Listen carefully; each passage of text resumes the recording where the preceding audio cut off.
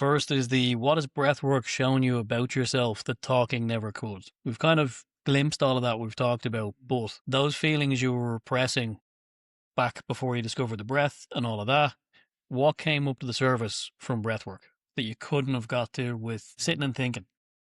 Taking action, definitely taking action. Again, go back into the feeling of it, to feel the power of yourself through a visualization of seeing yourself in that position of where you want to get to, of what you want to be. But to feel it is like, oh, I'm there, I'm in it, I'm all over this now. And it's like, and I'm very lucky as well to have the awareness that I have. So I don't beat myself up for not being there. So if something comes in, it's like, you haven't done it, you haven't not done this. You said you were going to do it. I don't go, oh, I don't beat myself up. When I'm in there, it's like, you haven't done it. It's like, oh, okay, now I'm doing this because I'm all over this right now. I'm in it. I can visually see it. I can physically feel it. I'm emotionally attached myself to it. I'm having the experience. So then it's like, right, that's it. That's it. I'm not so action. So for me, And is it that kind of action because you're able to sit in future, past, and present at once in the moment? Because you can kind of feel what it can be like? yeah. Do you ever have the experience where you're just sick of yourself? Yeah. Just like, and you get angry, it's like, and you have a moment of, no matter what you put in front of me, I'm going to do it. No matter what you say to me, I'm going to do it. Like, if it means taking action on something. But that anger lasts for a moment, and then you land, and you're back at home. You're back into the same feeling. You're just back in the feeling of like, man, it's all right. Yeah, I just had a bit of a blowout there, you know what I mean? So I'm just going to, right, I'll get something done, I'll do it, don't worry. It's bringing up some interesting thoughts around psychology when you're talking about getting the prefrontal cortex out of the way to be able to have these thoughts. Have you, in your studies, because if you're going through psychotherapy and all of that, that'll be its own discussion. Have you come across Maxwell Maltz? I heard of Maltz, The psycho-cybernetics guy?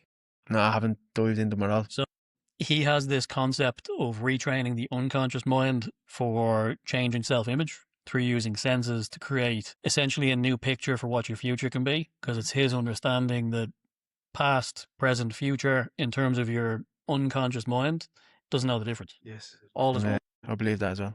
He's used the senses to be able to paint a picture of what your future can be and believe it as if it's the future, or believe it as if it's the present.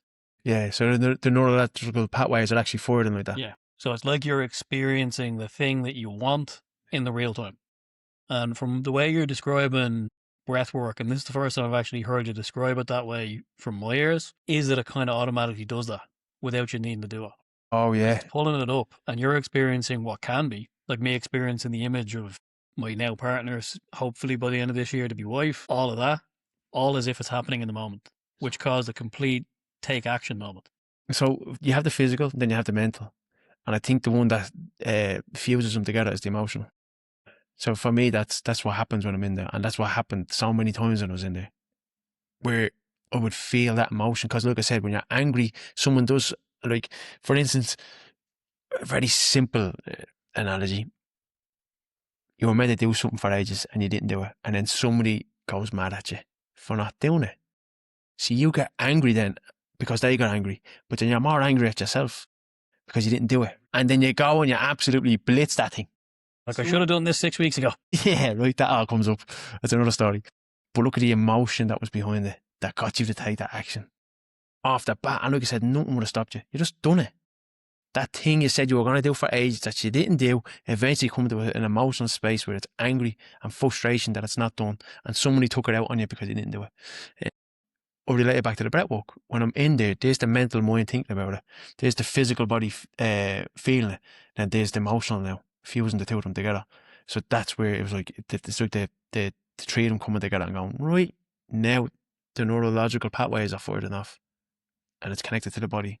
Now I'm going to do it. It's a transformative moment will allow you to completely shift everything. Yeah. And for me and anyway, when I was in those spaces, I always had space of, I wasn't naive. I was like, oh, now I'm going to do it. That means I'm going to have to, like, tomorrow, that's it. I'm not taking the kids to school because I have to go and do this thing. I'm not cleaning up the house because I have to go and do this thing. It's like, no, we're living real life here. Exactly. But the charge is there. And the time that you actually start looking at your time, hold on, I'm wasting time over there. I'm too long on this. that drive should only take 10 minutes. I'm taking half an hour by the time I get there. I'm stopping in for this. I'm going up to this person before I see that thing. Your time just goes, I know where I'm going to start all this. It's got to compress the things, get them done at the reasonable interval instead of stretching things out.